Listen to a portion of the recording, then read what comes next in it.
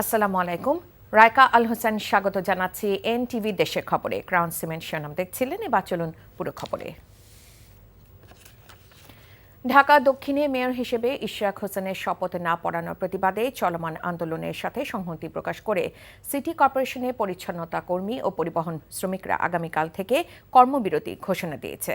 এর আগে সকাল থেকে টানা ষষ্ঠ দিনের মতো দক্ষিণ নগর ভবনের সামনে অবস্থান কর্মসূচি পালন করে ইশরাকের সমর্থকরা। এ সময় দুর্নীতির অভিযোগ এনে অন্তর্বর্তী সরকারের এলজিআরডি উপদেষ্টা আসিফ মাহমুদ সাজিব ভুঁইয়ার পদত্যাগ দাবি করেন প্রতিবাদকারীরা। অবিলম্বে ইশরাককে শপথ পাঠ না করালে পুরো উপদেষ্টা পরিষদের পদত্যাগের দাবিতে বড় পরিসরে আন্দোলনের আলটিমেটামও দেন বিক্ষোভকারীরা। শপথের উদ্যোগ নেওয়ার জন্য আগামীকাল সকাল পর্যন্ত আলটিমেটাম দিয়ে আজকের মতো কর্মসূচি সমাপ্ত ঘোষণা করে আন্দোলনকারীরা।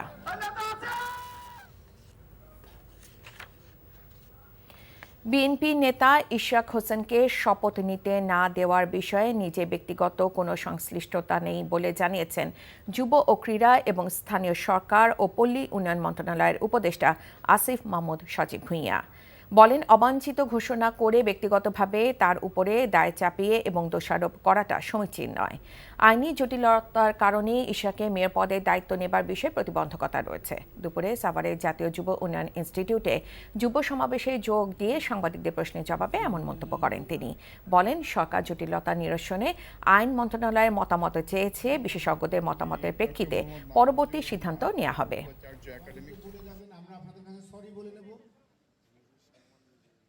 এই ধরনের বড় ডিসিশন একা ব্যক্তি হিসেবে আমি নিচ্ছি, এটা ভাবার কোনো কারণ নেই। আর যেহেতু এখানে আইনি জটিলতা আছে এবং এখানে আদালতে বিচারাধীন বিষয় আছে, এখানে আমাকে ব্যক্তিগতভাবে আক্রমণ করে তো আসলে লাভ নেই। আদালতের যে আইনি লড়াই সেটা লড়তে হবে এবং যে জটিলতাগুলো আছে সেই সংক্রান্ত আমরা আইন মন্ত্রণালয়ের মতামত চেয়েছি। আইন মন্ত্রণালয় যেহেতু এক্ষেত্রে বিশেষজ্ঞ, তাদের মতামতের ভিত্তিতে হয়তো আমরা একটা সিদ্ধান্তে পৌঁছাতে পারবো। ঢাকা বিশ্ববিদ্যালয়ের ছাত্র সাম্য হত্যার প্রতিবাদে শাহবাগে রাস্তায় অবস্থান কর্মসূচি পালন করেছেন ছাত্রদল নেতারা। সেখানে আছেন সিনিয়র করেসপন্ডেন্ট তামজিদ সুমন। সরাসরি যাচ্ছি তার কাছে। তামজিদ, অবস্থান কর্মসূচির ফলে সড়কে যান চলাচলে কি অবস্থা দেখছেন সে সম্পর্কে আমাদের জানান। রাইকা, আপনি জানেন যে আসলে ঢাকা বিশ্ববিদ্যালয়ের শিক্ষার্থী শাহরিয়ার আলম সাম্য, তিনি ছাত্রদল নেতা এবং ঢাকা বিশ্ববিদ্যালয়ের শিক্ষার্থী। তাকে কিন্তু গত সপ্তাহে গত মঙ্গলবারে তিনি নিহত হয়েছেন এবং দাবি করা হচ্ছে তাকে হত্যা করা হয়েছে। এবং এই সাম্য হত্যার প্রতিবাদে এই শাহবাগ কিন্তু উত্তাল, কারণ মুষলধারে বৃষ্টি হচ্ছে এবং এই বৃষ্টিকে উপেক্ষা করেই কিন্তু কেন্দ্রীয় ছাত্রদল সহ ঢাকা বিশ্ববিদ্যালয়ের ছাত্রদলের যে নেতৃবৃন্দ সহ তাদের কর্মীরা আছেন, তারা কিন্তু এখানে অবস্থান করছেন এবং অবস্থান করে প্রতিবাদ জানাচ্ছেন, সাম্য হত্যার প্রতিবাদ জানাচ্ছেন। সাম্য হত্যার এখনও কাউকে গ্রেপ্তার করা হয়নি সেটার প্রতিবাদ জানাচ্ছেন এবং ছাত্রদলের নেতাকর্মীরা বলছেন যে সাম্যকে ঢাকা বিশ্ববিদ্যালয়ে হত্যার পরে অন্তত 6 থেকে 8 ঘন্টা তার দেহ পড়েছিল। তার এই যে হত্যার কারণ, এটির মোটিভ কি, এটি এখনও জানাতে পারেনি আইনশৃঙ্খলা বাহিনীর সদস্যরা। এই মুহূর্তে কিন্তু জোরে বৃষ্টি হচ্ছে এবং বৃষ্টি উপেক্ষা করেই কিন্তু ছাত্রদলের কেন্দ্রীয় নেতাকর্মী সহ ঢাকা বিশ্ববিদ্যালয়ের ছাত্রদলের নেতাকর্মীরা অবস্থান করছেন এবং তারা স্লোগান দিচ্ছেন। তারা বলছেন অতি সত্বর সাম্য হত্যার যে বিচার, তাদের যে অভিযুক্ত আসামি তাদেরকে গ্রেপ্তার করতে হবে, প্রকৃত হত্যার রহস্য বের করতে হবে। এখানে কিন্তু ছাত্রদলের যে অবস্থান কর্মসূচি, এখানে কিন্তু একটি সমাবেশ করা হচ্ছে এবং এই সমাবেশে কিন্তু সাম্যের বাবাও এসে যোগ দিয়েছিলেন।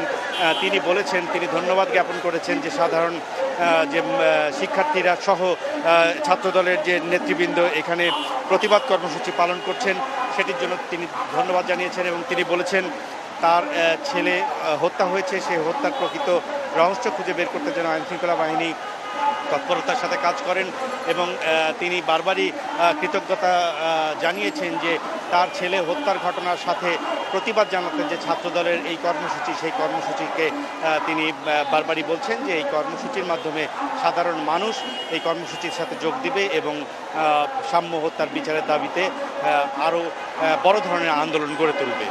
রাইকা, জানছিলাম সাম্য হত্যার প্রতিবাদে সড়ক অবরোধের খবর। জামিনে মুক্তি পেয়েছেন অভিনেত্রী নুসরাত ফারিয়া। বেলা 3:30টার দিকে গাজীপুরে কাশিমপুর কেন্দ্রীয় কারাগার থেকে তিনি বেরিয়ে আসেন। কাশিমপুর মহিলা কেন্দ্রীয় কারাগারের সিনিয়র জেল সুপার কাওয়ালিন নাহার বলেন, দুপুর 12:30টার দিকে তার জামিনের কাগজ কারাগারে পৌঁছায়। যাচাই বাছাই শেষে তাকে স্বজনদের কাছে বুঝিয়ে দেওয়া হয়।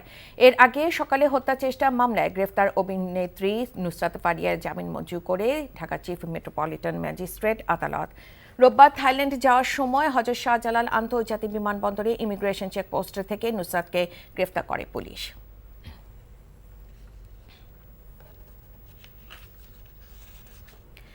সম্পদে তথ্য বিবরণী গোপনের অভিযোগে দুর্নীতি দমন কমিশনের দায়ের করা মামলায় খালাস পেয়েছেন এনটিভি চেয়ারম্যান মোহাম্মদ মোসাদ্দেক আলী।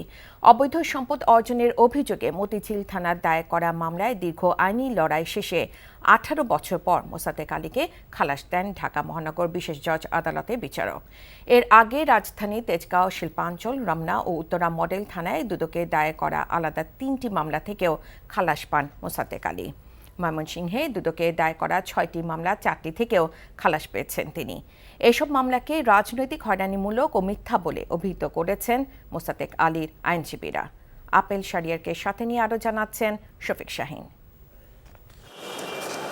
ত্রাণের টিন, চাল ও চেক আত্মসাতের মিথ্যা অভিযোগে 2007 সালে 1/11 খ্যাত ফখরুদ্দিন মঈনুদ্দিনের সরকার মোসাদ্দেক আলীর বিরুদ্ধে তেজগাঁও শিল্পাঞ্চল থানায় মামলা দায়ের করে, যা আদালতের মাধ্যমে মিথ্যা প্রমাণ হওয়ায় খালাস পান মোসাদ্দেক আলী। মামলায় গ্রেপ্তার হয়ে যখন তিনি কারাগারে বন্দী, তখন তার কাছে অবৈধ সম্পদ অর্জনের অভিযোগে সম্পদের তথ্য চায় দুর্নীতি দমন কমিশন। তথ্য গোপনের অভিযোগে মামলা দায়ের করে দুদক। এই মামলায় গ্রেপ্তার হয়ে 2 বছর কারাভোগ করেন মোসাদ্দেক আলী। দীর্ঘ 18 বছর আইনি লড়াই চলে আদালতে। মতিঝিল থানায় দায়ের হওয়া ওই মামলা মিথ্যা প্রমাণ হয়েছে, যার কারণে আদালত খালাস দেন মোসাদ্দেক আলীকে। 2007 সালে তিনি যখন জেল হাজতে ছিলেন, সেই সময় তাকে সম্পদ বিবরণী দাখিল করার জন্য তার এবং তার উপর ডিপেন্ডেন্ট যারা আছে সম্পদ বিবরণী দাখিলের জন্য একটা নোটিশ দেওয়া হয়েছিল। তিনি সেই নোটিশ গ্রহণ করেছিলেন এবং সেই নোটিশের প্রেক্ষিতে তিনি সম্পদ বিবরণী দাখিল করেছিলেন। আজকে যুক্তিতর্ক শুনানি ছিল। যুক্তিতর্ক শুনানি শেষে বিজ্ঞ আদালত সন্তুষ্ট হয়ে তাকে এই মামলা থেকে খালাস প্রদান করেছেন। এরপর শেখ হাসিনার সময়ও মোসাদ্দেক আলীর বিরুদ্ধে মিথ্যা ও হয়রানিমূলক মানি লন্ডারিং ও দুর্নীতির মামলা হয়। উত্তরা ও রমনা মডেল থানায় দায়ের হওয়া 2টি মামলাতে খালাস পান মোসাদ্দেক আলী। সমস্ত তথ্য পর্যালোচনা শেষে উপলব্ধি করেছেন যে এগুলি হয়রানিমূলক মামলা ছিল এবং তিনি এগুলি শুনে বিচার বিশ্লেষণ করে ওনাকে এই মামলার দায় থেকে বেকসুর খালাস দিয়েছেন এবং তিনি সঠিক এবং ন্যায়ভিত্তিকই আদেশটা দিয়েছেন। প্রভাব মুক্ত হয়ে যেমন দুদক পারে নাই, তেমনি তিনি প্রভাব মুক্ত হয়ে আজকের রায়টা দিয়েছেন। দুর্নীতির অভিযোগে ময়মনসিংহে মোহাম্মদ মোসাদ্দেক আলীর বিরুদ্ধে মামলা হয়েছে 6টি। 4টি মামলায় ইতোমধ্যে খালাস পেয়েছেন তিনি। আর ঢাকায় রাজনৈতিক হয়রানিমূলক আরও 9টি মামলা হয়েছে এনটিভি চেয়ারম্যান মোসাদ্দেক আলীর বিরুদ্ধে। এসব মামলায় 9 মাস জেল খাটার পর জামিনে ছাড়া পান এনটিভি চেয়ারম্যান। এই 9টি মামলা উচ্চ আদালতে স্থগিত রয়েছে।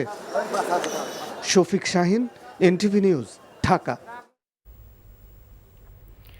ভারতের মেঘালয় ও আসামে ভারী বর্ষণের ফলে শেরপুরে নদ নদীর পানি দ্রুত বাড়ছে। সোমেশ্বরীর বেশ কয়েকটি স্থানে পানি বিপদসীমার কাছাকাছি প্রবাহিত হচ্ছে। এতে জেলায় আকস্মিক বন্যার আশঙ্কা দেখা দিয়েছে। এদিকে সিরাজগঞ্জে যমুনা নদীতে পানি বাড়ায় দেখা দিয়েছে ভাঙন, প্লাবিত হচ্ছে চরাঞ্চল। ইমরুল কায়েসের ডেস্ক রিপোর্ট। বৃষ্টি ও উজান থেকে নেমে আসা পাহাড়ি ঢলে শেরপুরের সোমেশ্বরী সহ বেশ কয়েকটি নদীতে পানি বেড়েছে। বেশ কয়েকটি স্থানে পানি প্রবাহিত হচ্ছে বিপদসীমার উপর দিয়ে। এতে আতঙ্ক বিরাজ করছে নদীপাড়ের মানুষের মাঝে।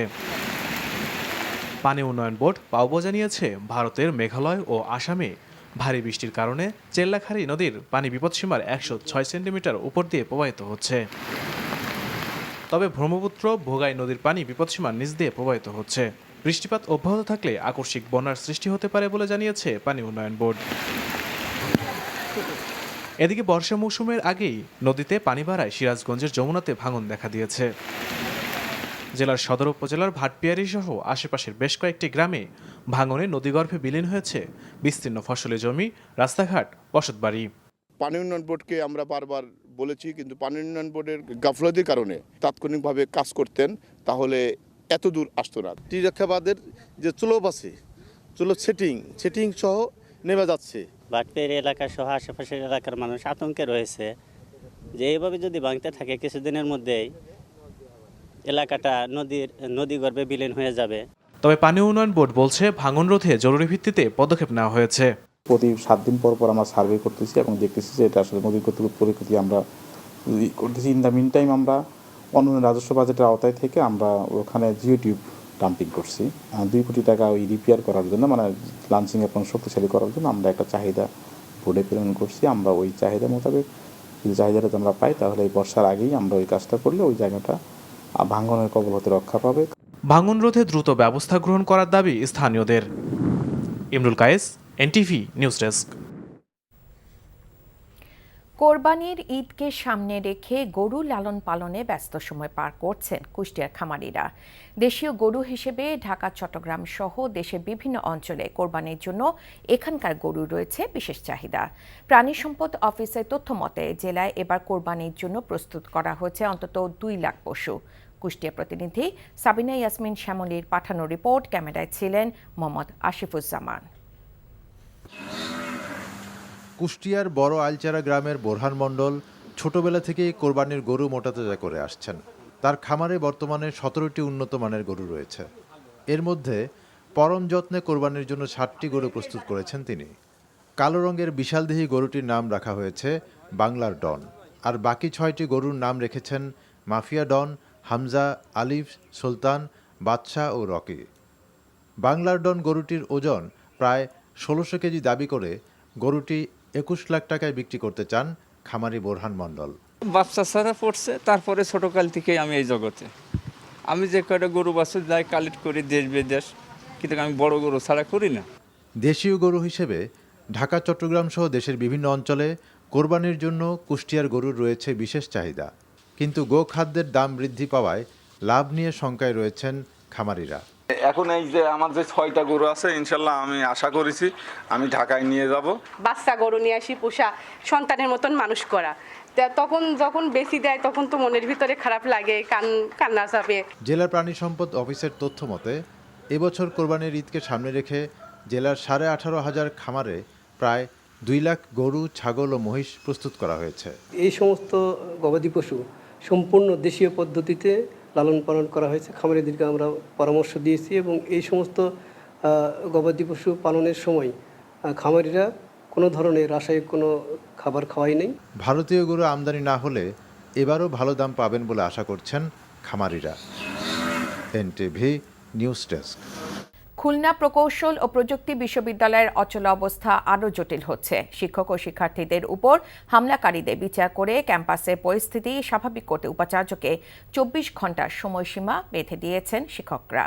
উপাচার্য পরিস্থিতি স্বাভাবিক করে শিক্ষাক্রম চালুর উদ্যোগ না নিলে আরও কঠোর কর্মসূচি দেওয়া হবে বলে জানিয়েছে শিক্ষক সমিতি। দুপুরে ক্যাম্পাসে শিক্ষকদের দ্বিতীয় দিনের অবস্থান কর্মসূচি থেকে এই ঘোষণা দেওয়া হয়। শিক্ষকদের অবস্থান কর্মসূচিতে 19তম ব্যাচের শিক্ষার্থীরা একাত্মতা প্রকাশ করে তাদের সাথে অবস্থান নিয়েছেন।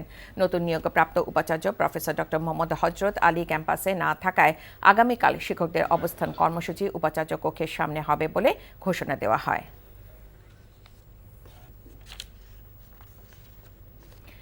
পার্বত্য চট্টগ্রাম জনসংহতি সমিতির সহসভাপতি উষাতন তালুকদার বলেছেন, জাতীয় নির্বাচন নিয়ে ধোঁয়াশা সৃষ্টি হয়েছে। সকালে পার্বত্য চট্টগ্রাম ছাত্র পরিষদে 36 বছর পূর্তি ও 29তম কেন্দ্রীয় সম্মেলন উপলক্ষে রাঙামাটিতে আলোচনা সভায় এসব কথা বলেন তিনি। বলেন, আন্দোলনের নামে দেশের অস্তিত্বকে অস্বীকার করা হচ্ছে। জাতীয় নির্বাচন নিয়ে ধোঁয়াশা সৃষ্টি হয়েছে মন্তব্য করে উষাতন তালুকদার বলেন, প্রথমে বলা হয়েছিল ডিসেম্বরে নির্বাচন, পরে বলা হচ্ছে জুনে। ক্ষমতার লোভ দানা বেঁধেছে কিনা এমন প্রশ্ন তোলেন জনসংহতি সমিতির এই নেতা।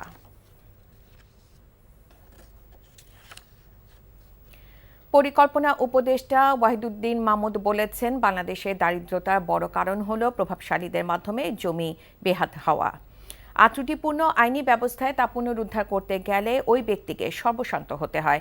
তাই দারিদ্র্য শুধু আয় রোজগার দিয়ে হয় না বলেও তিনি মন্তব্য করেন। সকালে বরিশাল পরিসংখ্যান ব্যুরোর উদ্যোগে সার্কিট হাউসের সম্মেলন কক্ষে দারিদ্র্যের মানচিত্র নিয়ে সেমিনারে এসব কথা বলেন তিনি।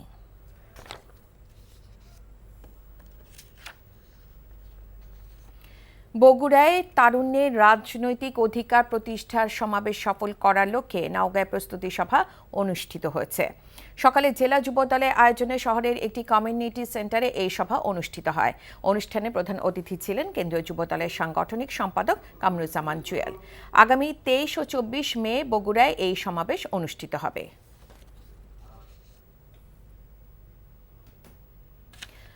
আরএফএল এর নাম দিয়ে নকল ইউপিভিসি পাইপ উৎপাদন ও বাজারজাত করার অভিযোগে রাজশাহীর একটি প্রতিষ্ঠানকে 30,000 টাকা জরিমানা করা হয়েছে। সকালে ভোক্তা অধিকার সংরক্ষণ অধিদপ্তরের রাজশাহী বিভাগীয় কার্যালয়ের উপপরিচালক মোহাম্মদ ইব্রাহিম হোসেনের নেতৃত্বে একটি দল নগরীর শাহ মখদুম থানার মথুরডাঙ্গার একটি কারখানায় অভিযান চালায়। এ সময় নকল ইউপিভিসি পাইপ উৎপাদন ও বাজারজাত করার প্রমাণ পাওয়ায় প্রতিষ্ঠানের মালিককে 30,000 টাকা জরিমানা এবং নকল পাইপ উৎপাদন ও বাজারজাত বন্ধের নির্দেশ দেন। এদিকে মেহেরপুরে দুটি পানি কারখানায় অনিয়ম পাওয়ায় একটি বন্ধ এবং অপরটিকে 30,000 টাকা জরিমানা করে ভোক্তা অধিকার সংরক্ষণ অধিদপ্তর। পটুয়াখালীর মহিপুরে আজিমপুর তাহেরপুর গ্রামে লক্ষ্মীর খালের উপর নির্মিত সেতুটি ভেঙে পড়েছে। এতে কেউ হতাহত হয়নি, তবে সেতু ভেঙে যাওয়ায় যাতায়াতে ভোগান্তিতে পড়েছে 15,000 মানুষ সহ কুয়াকাটায় আগত পর্যটকদের। 2004 সালে এই সেতুটি নির্মাণ করে এলজিডি। প্রায় 5 বছর আগে চলাচলে অনুপযোগী হলেও সেতুটি নির্মাণে কোনো উদ্যোগ নেয়নি কর্তৃপক্ষ।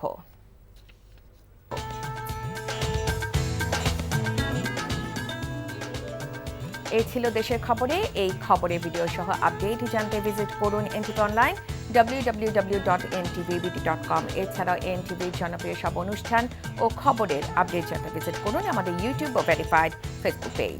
6টায় ইভিনিং নিউজ দেখার আমন্ত্রণ রইল। ধন্যবাদ সবাইকে।